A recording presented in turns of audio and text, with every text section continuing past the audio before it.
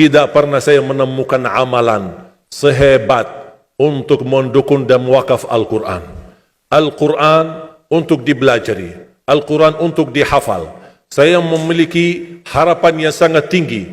InsyaAllah Indonesia, sepanjang apapun kegelapan, sepanjang apapun kegelapan kezaliman, sepanjang apapun kehilangan keadilan, InsyaAllah akan datang satu saat terbitnya matahari adil.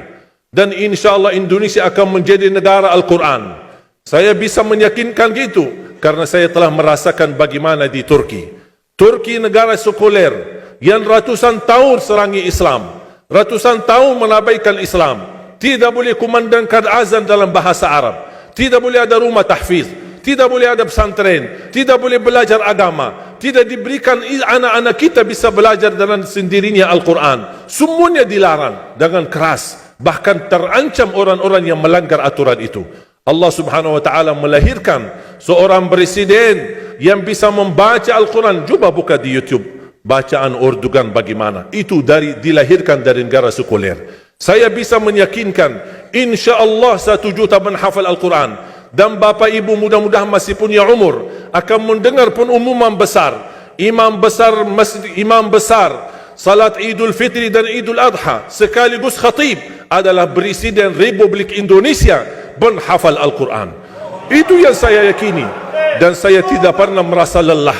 Dan saya selalu berkata sama istri, kalau saya mati itu pun karena saya bersama Al-Quran. Wallahi jamaah sekalian, yang bersama Al-Quran tidak akan merugi. Berkah rizkinya, berkah umurnya, terjamin kebahagiaan. Allah Subhanahu wa taala hanya minta satu, berkenan bersama Al-Quran di dunia. Apa yang kita dapat? Apa yang akan dibalas? Akan Al-Quran temani kita di dunia, akan temani kita saat sakratul maut, akan temani kita di kuburan membela kita, akan menemani kita saat kita dibangkit oleh Allah, akan menemani kita saat hisab, akan menemani kita saat berjalan di atas sirat yang sangat tipis dan panjang, bahkan tajam jalanannya. Begitu sampai ke surga, apakah Al-Quran melepas? Tidak akan melepas. Al-Quran masih berkenan, padahal kita hanya cuma sekali berteman sama Al-Quran di dunia. Dia begitu luar biasa panjangnya bertemanan sama kita sampai ke surga. Bahkan akan temani kita masuk surga. Sebagaimana bersabda Rasulullah SAW, yuqalu liqari'il Quran, ahlul Quran di dunia yang kesibukannya baca, kesibukannya hafal, tidak membuangkan waktu sia-sia, selalu bersama Al-Quran.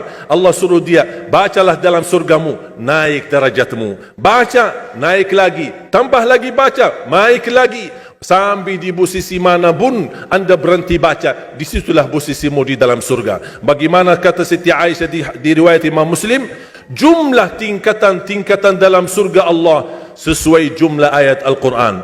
Oleh karena itu tidak ada yang lebih tinggi di dalam surga Allah daripada Ahlul Quran. Cukuplah bahagia Ahlul Quran ketika di hari kiamat dipanggil. Semua manusia dibangkitkan oleh Allah. Malaikat memberikan pengumuman, mana Ahlul Quran? Berdiri, rapat, berdekatan. Mereka maju, mau bawa kami ke mana? Kalian terpilih menjadi orang yang terdekat sama Allah. Karena Ahlul Quran adalah keluarga Allah Subhanahu wa ta'ala. Bukan hanya kita sendiri yang mendapatkan anugerahnya dan manfaatnya. Semua keluarga kita, termasuk orang tua kita dan orang yang ada di sekitar kita. Makanya jemaah sekalian, kalau anda gagal penghafal Al-Quran, anakmu pun gagal penghafal Al-Quran, jangan sisakan walaupun saham menjadi saksi baik di hadapan Allah. Ya Allah, saya belum hafal, anakku gagal penghafal Quran, tapi insya Allah hartaku, usahaku, pikiranku, tenagaku bisa terus memperjuangkan Al-Quran. Apa saja, ya Allah, insya Allah menjadi saksi baik. Dan nanti di hari kiamat, insya Allah kita bersama Ahlul Quran mendapatkan syafaatnya Al-Quran di hari kiamat. Kita sangat membutuhkan ayat-ayat yang dikumandangkan ketika meninggal dunia. Insya Allah setiap satu huruf akan disalurkan 10 kebaikan. Mudah-mudahan semua yang hadir diberikan kemuliaan dan keanugerah dari Allah menjadi Ahlul Quran, penghafal Al-Quran, penghayati Al-Quran, para pencinta Al-Quran, berakhlak-akhlakul Quran. Ya Allah, aku mohon atas izinmu ya Allah, kami bersama-sama bertemu di masjid ini. Berilah kepada kami kemuliaan, bersama-sama bersama ahlul Quran di dalam surgamu ya Allah, ya Dzal Jalal wal Ikram, ya Arhamar Rahimin, ya Arhamar Rahimin. Anugerahlah kepada kami anak dan keturunan penghafal Al-Quran, anak dan cucu penghafal Al-Quran yang mampu menjaga nama baik keluarga kami, yang mampu membanggakan kami di hadapanmu hari kiamat, yang mampu menghadiahkan mahkota untuk kedua orang tua kami. Birahmatika ya Arhamar Rahimin. Ya Allah, maafkan kalau kami tidak berhasil menjadi penghafal Al-Quran.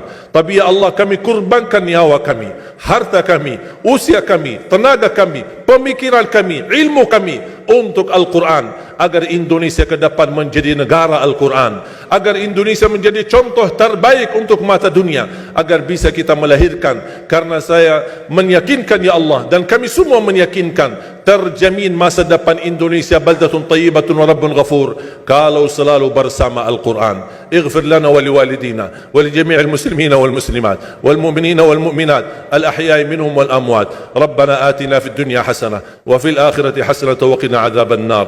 وصلى الله على سيدنا ونبينا محمد وعلى آله وصحبه وبارك وسلم والحمد لله رب العالمين.